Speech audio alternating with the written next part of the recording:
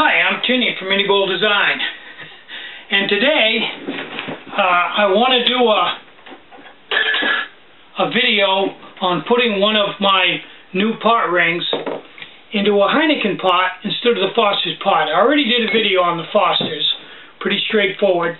Now I want to do one on the Heini pot.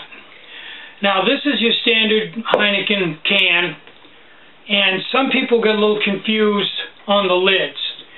If you go to the site and look up the lid for the 24-ounce beer can, that would be a lid for this can or the Foster's can with the top cut off with a safety cutter, just the original can, and this lid fits right on there. If you just want to use the can as is, you don't want to put a ring in it, that's the lid, the 24-ounce beer can lid.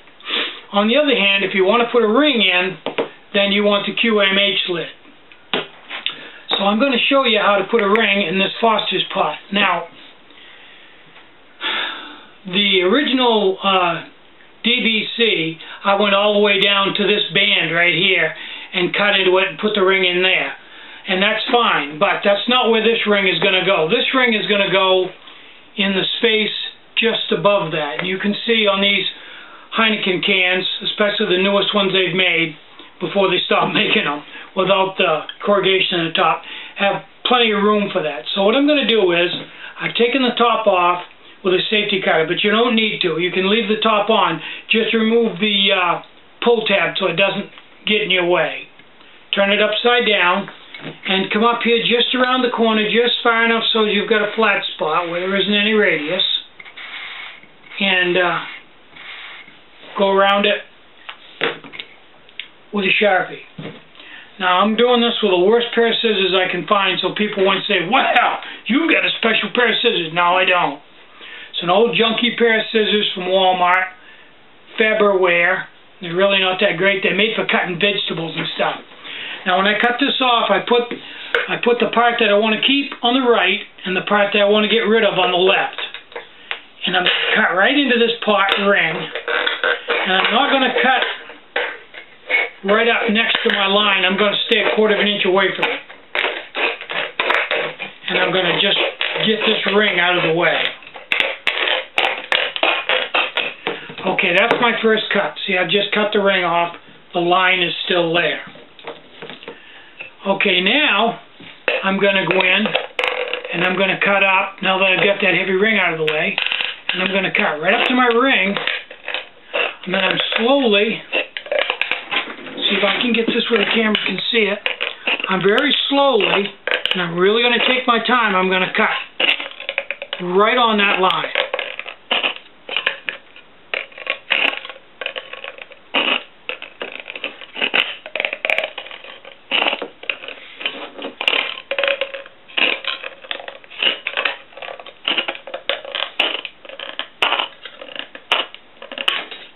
Okay, now I've got the top cut off of it. I've cut down to the line.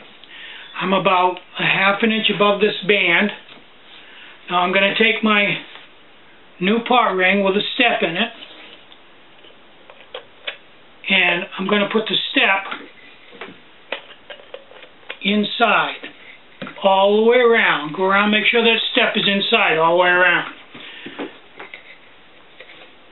Then you can take your thumb and pull it down in a little bit, and then just keep go around on the high spot, and wherever it's the highest, just tap it a little bit.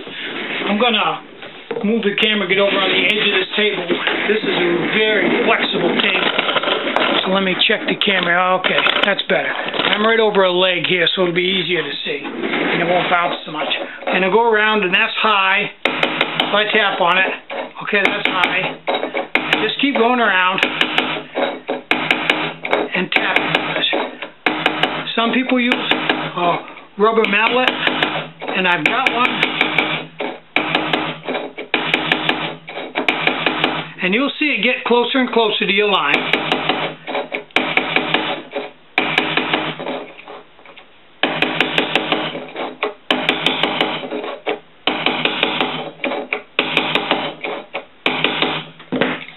All the way around, make sure there's no area that's sticking up.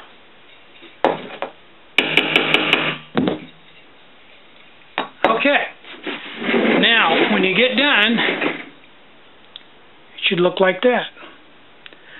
Now, most people put a silicone lip guard over this, which will cover this right up. Same thing as Zelf uses on his Ridgeline pots. And but you don't have to, but it will be hot on the mouth if you go to drink from it because it's aluminum, and it'll pick the heat up. Now, once you have that on there, now you take your QMH lid, not your beer can lid, but your QMH lid, and wow, hey, that's a nice pot.